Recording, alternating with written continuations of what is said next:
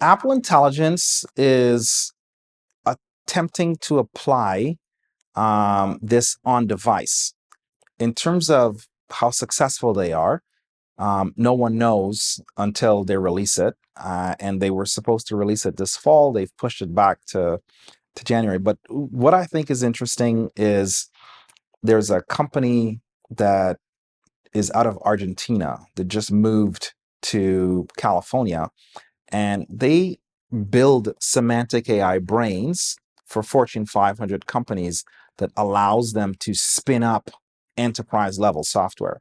So the first thing that they do is they put a semantic layer across all of the different enterprise software. So if you have, I don't know, Oracle over here, and you have Salesforce over here, and everything interacts through one prompt. The next layer is that they can mimic or create or customize at the enterprise level on prompt, right? So, they use this to pay people in different places. They actually, right now, they use it to balance the load of power in Colombia for the whole country. It uses a semantic AI platform. And what's interesting about it is it's ridiculously accurate. The company would say that they would claim that there's no hallucinations, but it's very, very accurate in the way that it organizes the information. So it's not looking at what's the mathematical probability of the next word.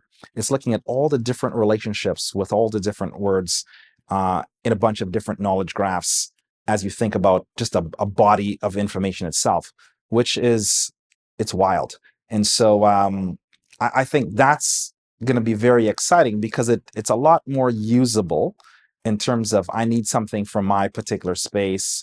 I don't think it will replace frontier AI models altogether, but I think it'll have a lot more utility once it goes to scale. I think a lot of people are going to go in and they're going to look at generative AI models and they're going to try to figure out, okay, where's the use case for this? I spoke to one VP who said, I use O1 preview and I can pump out RFPs all day long in the hundreds, right? Which increases my probability of grants and increases my probability of generating money altogether. But then I can look at somebody else in another industry and says, it's not precise enough, right? I need more of a sandbox, like in education. It can go off rails very quickly and take you down a path, and it's very convincing when it's hallucinating.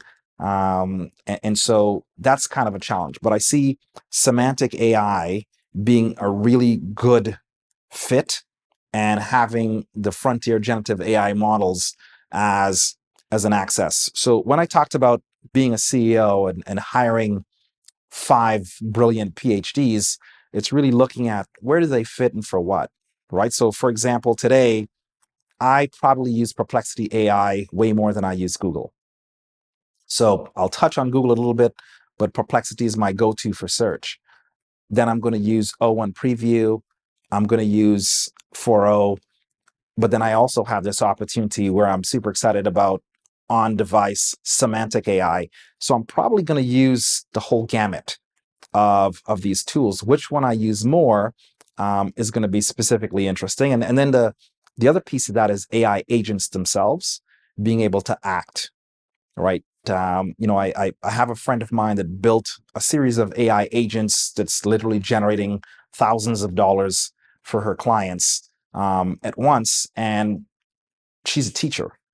She's not a developer. She's not an AI expert. She literally went and put together a series of AI agents that is generating thousands and thousands of dollars for her clients. And she's doing this off the side of her desk between 7 at night and 1 in the morning.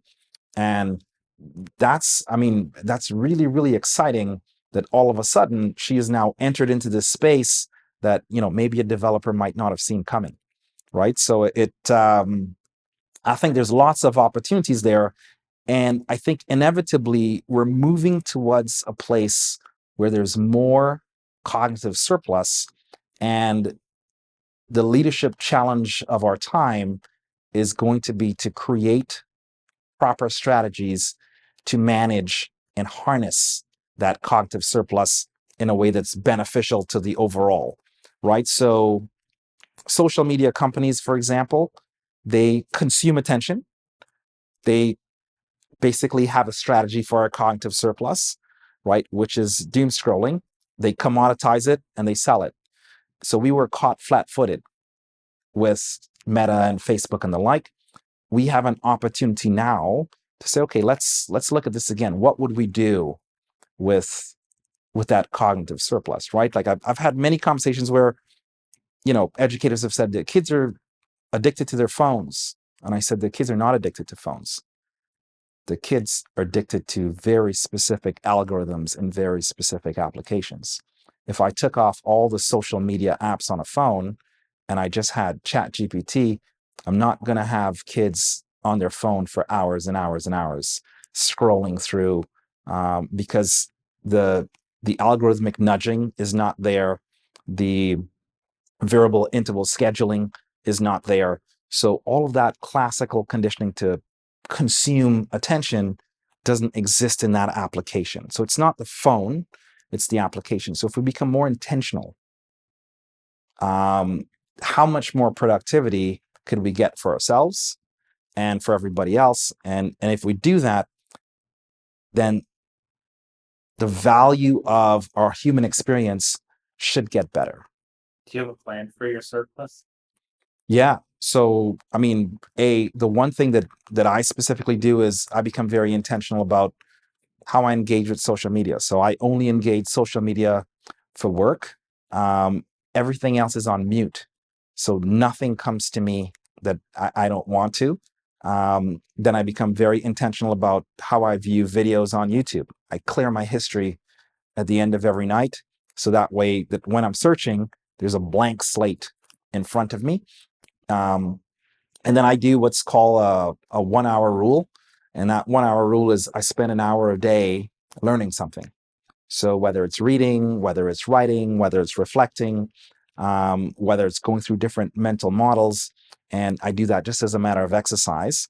And then my newest project is building the second brain on my phone. And so how do I do that? I really, I think about capturing, I think about organizing, and I think about taking action on the things that I capture and I organize. And so I spend a lot of time doing that.